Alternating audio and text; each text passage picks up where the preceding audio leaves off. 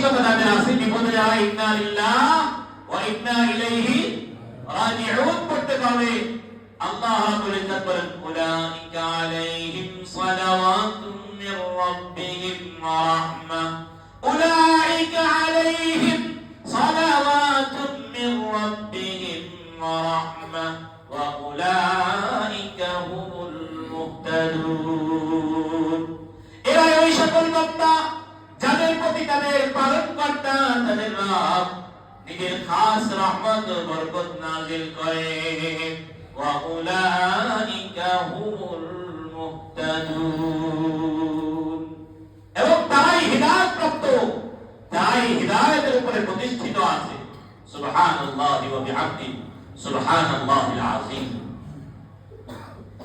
বিপদে আপদে, সামাজিক, পারিবারিক, রাষ্ট্রীয়, বৈশ্বিক যে কোনো বালা মুসিবতে, যে কোনো পরিস্থিতিতে, যে কোনো পরিবেশে ঈমানের কথা বলা, ঈমানকে আগে রাখা, ইসলামকে আগে রাখা, ইন্না লিল্লাহ বলতে পারা, এটা দুর্বল ঈমানের পরিচয় না শক্তিশালী ঈমানের পরিচয়? খুব শক্তিশালী ঈমান দরকার। রাসূলুল্লাহ সাল্লাল্লাহু আলাইহি ওয়াসাল্লাম মক্কার কাফেরদেরকে দাওয়াত দিচ্ছেন, ইয়া আইয়ুহান নাস, ও মানুষেরা, কুলু লা ইলাহা ইল্লাল্লাহ, বলো লা ইলাহা ইল্লাল্লাহ, বলো আল্লাহ ছাড়া আর কোনো ইলাহ নাই, বলো আল্লাহ ছাড়া আর কোনো মাবুদ নাই, বলো আল্লাহ ছাড়া ইবাদতের যোগ্য, আল্লাহ ছাড়া সিজদা করার যোগ্য আর কোনো সত্তা নাই। লাত, মানাত, উজ্জা, তোমাদের যে মূর্তি, তোমাদের যে দেবদেবী, এগুলো মূলত আল্লাহ না, এগুলো মূলত ইলাহ না, এগুলো ইবাদতের যোগ্য না। একমাত্র ইবাদতের হকদার কে? সবাই বলেন আল্লাহ। লা ইলাহা ইল্লাল্লাহ, লা ইলাহা ইল্লাল্লাহ। ইয়া আইয়ুহান নাস, কুলু লা ইলাহা ইল্লাল্লাহ, হে মানুষেরা বলো লা ইলাহা ইল্লাল্লাহ। মুহাম্মদ সাল্লাল্লাহু আলাইহি ওয়াসাল্লাম একা একা নাকি বিশাল বাহিনী ছিল রাসূলের কাছে? বাহিনী নাই, সৈন্য সামন্ত নাই, কোন সাথী নাই। এরপরে আল্লাহ আদেশ কালিমার দাওয়াত দিতে শুরু করেছেন, ইয়া আইয়ুহান নাস কুলু লা ইলাহা ইল্লাল্লাহ তুফলিহুন।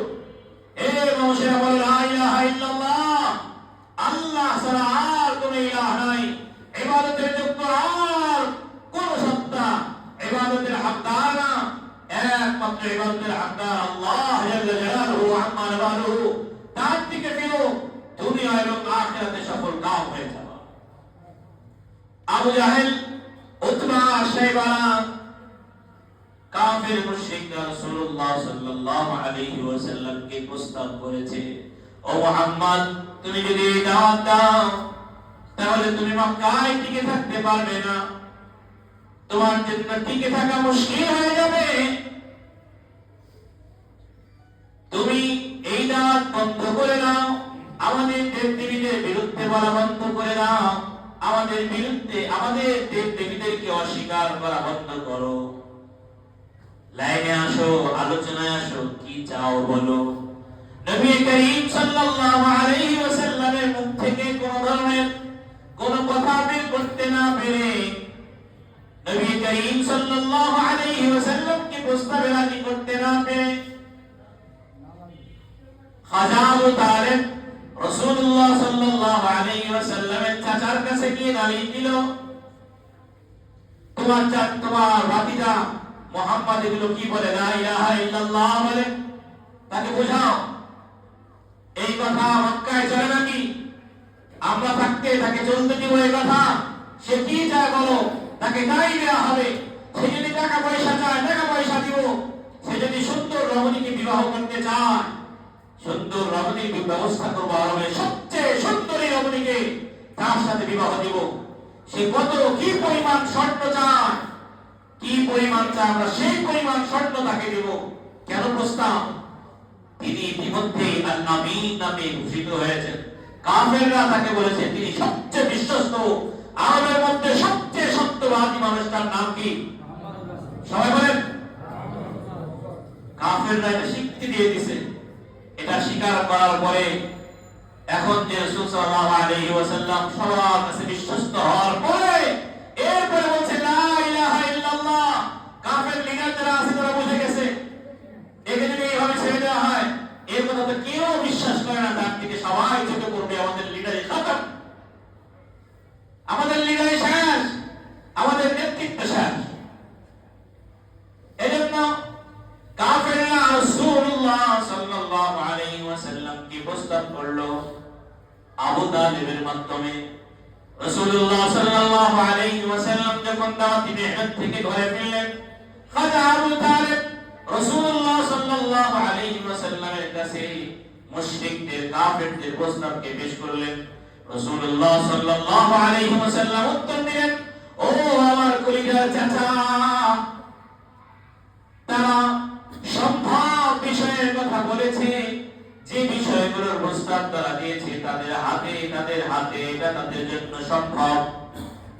শুধু এটাই না, তারা যদি অসম্ভব কোন বিষয়কে অর্থাৎ আকাশের চন্দ্রকে আবার এক হাতে এবং আকাশের সূর্যকে আবার এক হাতে রেখে দেয়, এরপরেও দ্বীনের দাওয়াত থেকে, তাওহীদের দাওয়াত থেকে আমি 1 মিনিটের জন্য চুপ করে বসে থাকবো না, 1 মিনিটের জন্য এই তাওহীদ থেকে পিছপা হব না। সুবহানাল্লাহ।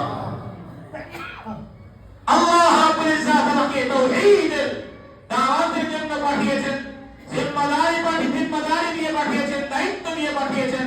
ঘরে ঘরে দাঁড়ে দাঁড়ে পৌঁছে দেওয়ার জিম্মাদারি আমার। আমি সকলের কাছে দাওয়াত পৌঁছে দিব। হে মানুষেরা বলো লা ইলাহা ইল্লাল্লাহ তুফলিহু।